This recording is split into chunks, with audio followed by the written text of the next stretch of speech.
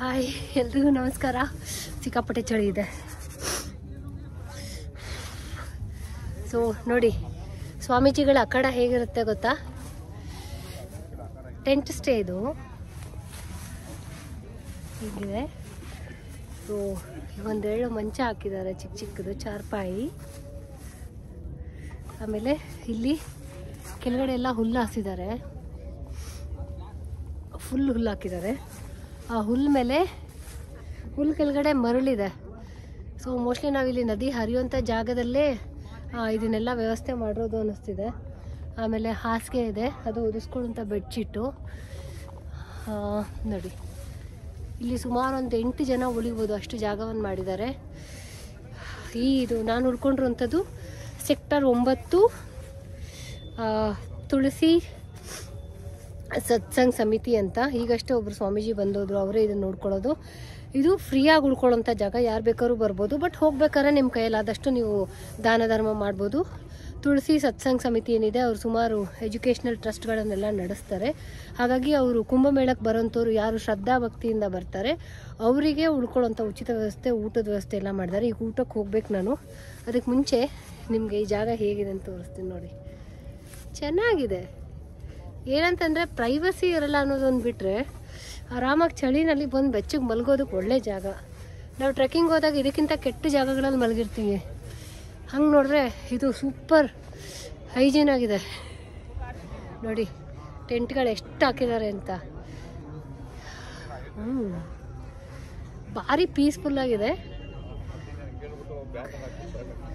So ಇಲ್ಲಿಂದ ಸಂಗಮು ಒಂದು 11-12 kilometre ದೂರದಲ್ಲಿದೆ.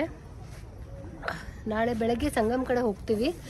ಆಮೇಲೆ ಸ್ನಾನಕ್ಕೂ ಅಷ್ಟೇ, ಇಲ್ಲಿರುವಂಥ ಸ್ವಾಮೀಜಿ ಸಂಗಮಲ್ಲಿ ಸ್ನಾನ ಮಾಡ್ಲಿಕ್ಕೆ ಕರ್ಕೊಂಡು ಹೋಗ್ತೀನಿ ಅಂತ ಹೇಳಿದ್ದಾರೆ. ಕುಂಭಮೇಳ ಶುರುವಾಗಿದ್ದ ದಿನ ನೋಡೋಣ, ಎರಡು ಸ್ನಾನ ಆಗುತ್ತಾ, ಒಂದು ಸ್ನಾನ ಆಗುತ್ತಾ ಅಂತ ಆಮೇಲೆ ಡಿಸೈಡ್ ಮಾಡ್ತೀವಿ. ಅದಕ್ಕೆ ಮುಂಚೆ ಇಲ್ಲಿ ಬರೋದಕ್ಕೆ ಕಾರಣ ಕೇದಾರ್ನಾಥ್. ಯಾಕೆ ಅಂತಂದರೆ ಕೇದಾರ್ನಾಥ್ಗೆ ಹೋದಾಗ ನಂಗೆ ಅಲ್ಲೊಬ್ಬರು ಸ್ವಾಮೀಜಿ ಪರಿಚಯ ಆಗಿದ್ರು. ಆ ಸ್ವಾಮೀಜಿ ರೆಫರೆನ್ಸ್ ಮೇಲೆ ನಾನು ಇಲ್ಲಿಗೆ ಬಂದಿದ್ದು. ಸೊ ಅವರು ಇಲ್ಲೇ ಇದ್ದಾರೆ, ಹೀಗಾಗಿ ಅವರೇ ಅಡ್ರೆಸ್ ಕೊಟ್ಟು ಇಲ್ಲಿ ಕರೆಸ್ಕೊಂಡಿದ್ದು.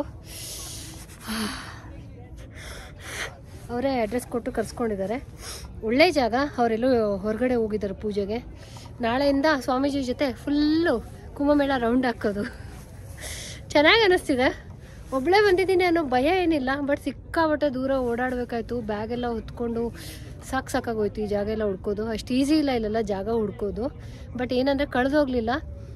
ಓಕೆ, ಸಿಕ್ದವರೆಲ್ಲ ಒಳ್ಳೆ ಜನ, ಒಳ್ಳೆಯದೇ ಆಗಿದೆ. ಮುಂದೆನೂ ಒಳ್ಳೆಯದೇ ಆಗುತ್ತೆ ಅಂತ ಅಂದ್ಕೊಂಡಿದ್ದೀನಿ.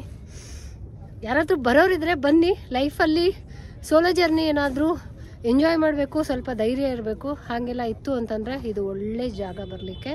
ಸೊ ಕುಂಭಮೇಳ ಇನ್ನೂ ಒಂದು ಎಷ್ಟು ದಿನ ಇರುತ್ತೆ ನೋಡಿ, ಫೆಬ್ರವರಿ ತಿಂಗಳವರೆಗೂ ಇರುತ್ತೆ. ಸೊ ಆರಾಮ್ಸೆ ಅಲ್ಲಿಗೆ ಬಂದು ಕುಂಭಮೇಳವನ್ನು ನೋಡಿಕೊಂಡು ಎಂಜಾಯ್ ಮಾಡಿಕೊಂಡು ಆರಾಮ್ಸೆ ಒಂಥರ ಕುಂಭಮೇಳವನ್ನು ನೋಡಿ ಕಣ್ಣು ತುಂಬಿಕೊಂಡು, ಯಾವಾಗಲೂ ಸಿಗಲ್ಲ ಲೈಫಲ್ಲಿ.